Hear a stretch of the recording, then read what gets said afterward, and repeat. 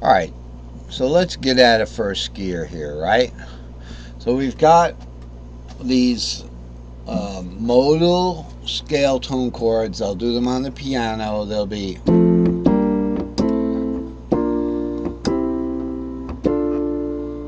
and then okay. So the way we would play these, I'm not going to be able to do them that fast, but it'd be F, then D minor, shape D minor, right? I guess. No. Oh yeah, G. It's a G minor shape. See, I'm thinking key of C. Don't confuse the key of C with what you're doing. It would be a G minor shaped. I'd much rather play without the capo. So the E shaped F. I think we did this already. Yeah, we did this already. So let's move on to the next cage. But like I said, we're not doing the key of C anymore. All right, that's why we don't have a D minor up there. It could be it's a G minor shaped. It is a D minor shaped D minor, but D minor is the sixth of F. So if you look at the root D minor chord, you've got the sixth, the root, and the third. So right there, first inversion of that is 3/6 root. There's your D minor shaped D minor, but it's D minor being the sixth of F, not D minor being the second of C. So you got to make sure you keep in mind that these numbers are relative to the key of F being the root. And what makes F different than C is these is the steps that you would take. You just can't play a C scale from F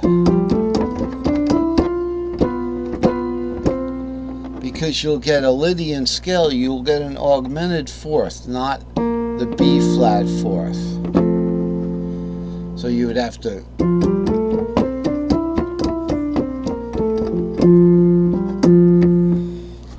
hit the B flat when you're doing an F major scale. So there's a difference. Just try to accept it that be skeptical about these things.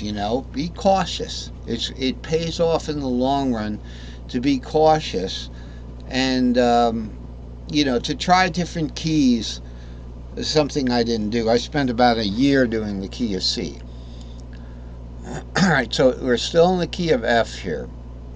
We'll move up to the next cage. The next cage is going to be the D cage.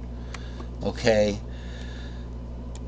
Again, the D cage is a D-shaped root, a G-shaped fourth, the fourth is B flat, and an A-shaped fifth.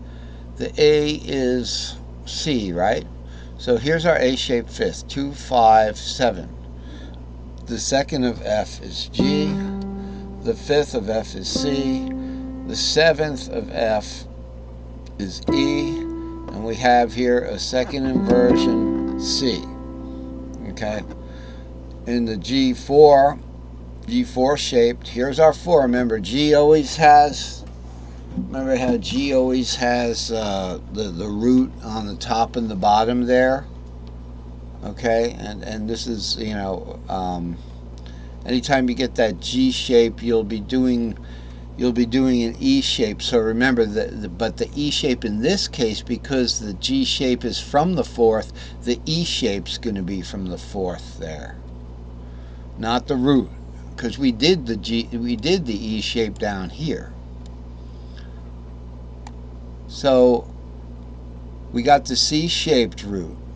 5 root 3, so we got C, F, A, C, F, A.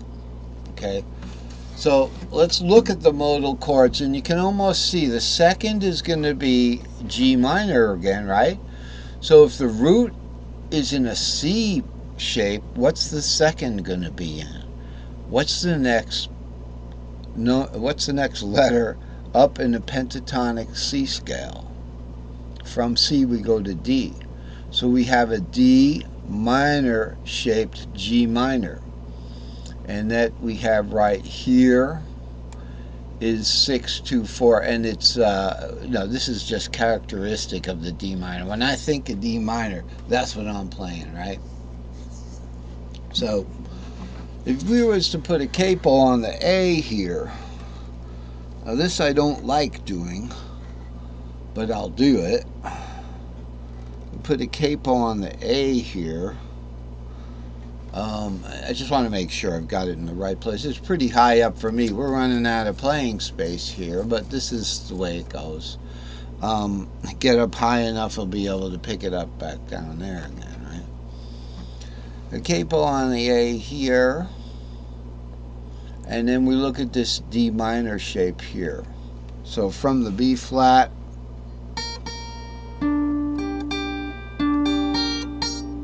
that's a G minor. Okay? Without the capo, I can just show you that.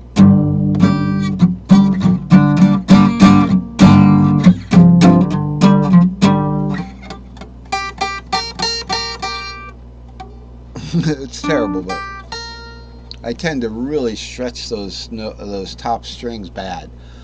But I enjoy playing a D minor. Believe me, I enjoy playing a D minor. I do. I used to learn it as a separate shaped key, and then I realized, oh, it's just drop the third down from a D major. Now remember, D major isn't in this mode. D major is not in the key of F, so you wouldn't see this B here, okay, to make a D major or something like that. If this was your minor here, the third in G minor, okay, we've got the sixth is the D, we've got the second is the G, and the fourth is the B flat. To make that major, we'd have to take that B flat up to the B there. All right, so that would be the fourth. That would be the second major. We don't have that. I mean, you could use it to modulate somewhere, but it'd be like in the key of C going. Well, then you definitely in another key use it. People do it all the time. You know, I mean, there's a lot of songs that'll do that. They'll just go to the fifth of the fifth, they call it, the fifth of the fifth. So if you play a major second degree in modal, that's the fifth of the fifth. Anyway, make a long story short. So if we capoed this here on the A there. Okay, what are we looking at? We're looking at pretty much the second cage over. Now these guys, they weren't lined up exactly, so I find this. Let's just zoom out a second to tell you what I'm talking about. Here's your D box here, right? It starts on a 3/7 here, and it ends on a 4/4 there, and it's going to be that way in any key. So it's where are the boxes?